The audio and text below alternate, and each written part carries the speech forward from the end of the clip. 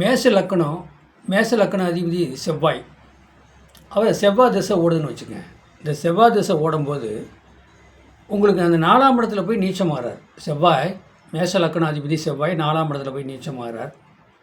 தாயினால் ஒரு புரோசனம் இருக்காது, வீட்டினால ஒரு புரோசனம். வீட்டில் நீங்கள் சொந்த வீடாக இருந்தாலும் அந்த நேரத்தில் வாடகைக்கு குடி போகிற மாதிரி ஒரு சூழ்நிலையை கொண்டாந்து கொடுத்துருவார். அந்த திசைநாதன் எங்கே நீச்சம் ஆகிறாரோ அந்த நீங்கள் உங்கள் லக்கணம் எந்த லக்கணமாக கூட இருந்துங்க. இப்போ மேஷ லக்கணம் நீங்கள் வேறு எந்த லக்கணமாக இருந்து வச்சுக்கோங்க. இப்போ செவ்வாய் திசை ஓடுது அப்படின்னா செவ்வாய் எங்கே கடகத்தில் நீச்சம். அப்போ அந்த காலப்புருஷனுக்கு 4ஆம் இடமும் அந்த உங்கள் எந்த லக்கணமாக இருந்தாலும் அந்த கடகம் அது உங்களுக்கு வேலை செய்யாது. ரிஷுவ லக்கணம் இப்போ ரிஷுவும் இப்போ சுக்கிர திசை ஓடுதுங்க. சுக்கிரன் யாருங்க? ரிஷுவ லக்கணத்துக்கு அதிபதி, துலா லக்கணத்துக்கு அதிபதி. அந்த ரிஷுவ லக்கணத்துக்கு அதே பாருங்களேன், உங்களுக்கு ரிஷுவ லக்கணத்துக்கு 5ஆம் இடத்துல நீச்சம் ஆறாரா அந்த சுக்கிர பகவான்.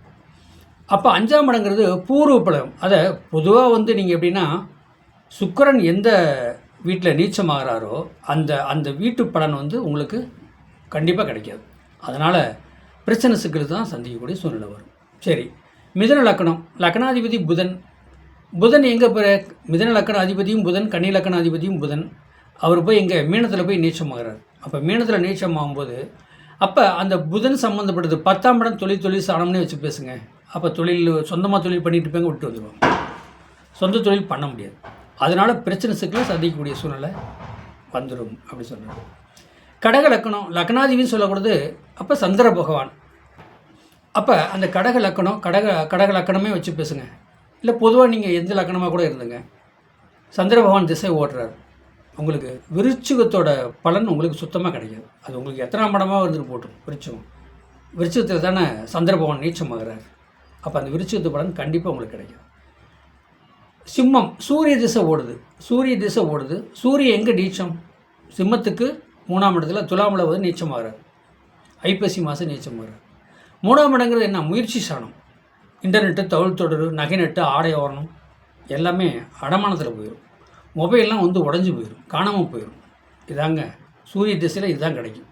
அப்போ உங்கள் லக்கணம் எது வேணாலும் சரிங்க, இந்த சூரிய திசை ஓடும்போது இந்த பலனை நீச்ச பலனோட வீட்டு பலனை கிடைக்காது. அப்போ கன்னி லக்கணம் லக்கணாதிபதி சொல்லக்கூடாது அப்படின்னா புதன் பகவான் எங்கே போய் நேராக 7ஆம் இடத்துல போய் நீச்சம் ஆகிறார். அந்த லக்கணமாக வச்சாலுமே 7ஆம் இடத்துல நீச்சம். மனைவி சம்மந்தப்பட்ட உறவு கண்டிப்பாக செட் ஆகாது. இதாங்க சாதனை.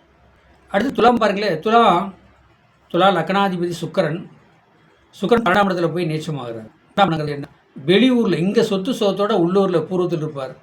வெளிநாடு போகிறேன்னு சொல்லிவிட்டு வெளிநாடு போய் இருக்கிற காசெல்லாம் தொலைச்சிட்டு 5 லட்சம் 10 லட்சம் கட்டி அவரை மீட்டு கொண்டாடுற மாதிரி ஒரு சூழ்நிலையை கொடுத்துருவார். ஏன்னா 12ஆம் இடத்துல ஒரு கிரக நீச்சம் சுக்கிரன். அப்போ அந்த 12 ஒரு எந்த திசை ஓடுதோ அந்த திசைநாதன் எங்கே நீச்சமாகிறாரோ உங்கள் கடை எந்த லக்கணமாக கூட இருக்கட்டும், அந்த நீச்ச பணமாக எந்த வேணும் சரி 2ஆம் இடம் அந்த வீட்டு பணத்தை கண்டிப்பாக அவர் கொடுக்க மாட்டார். அது நீங்கள் ஒரு திசையில் பார்த்து தெரிஞ்சுக்கணும். நமக்கு என்ன திசை ஓடுது, அப்போ அவர் எங்கே நீச்சமாவார், அந்த வீட்டு பலன் கிடைக்குமா கிடைக்காதுன்னு அதை தெரிஞ்சுக்கிட்டு நீங்கள் பலன் சொல்லுங்கள், மற்றவங்களுக்கு சொல்லுங்கள். நீங்கள் பலன் எடுத்து சீக்கலாம். வாழ்க்கை பலனத்துக்கு 2 சேனலை சப்ஸ்கிரைப் பண்ணுங்கள், பெல் பட்டன் பண்ணுங்கள், மற்றவங்களுக்கு ஷேர் பண்ணுங்கள்.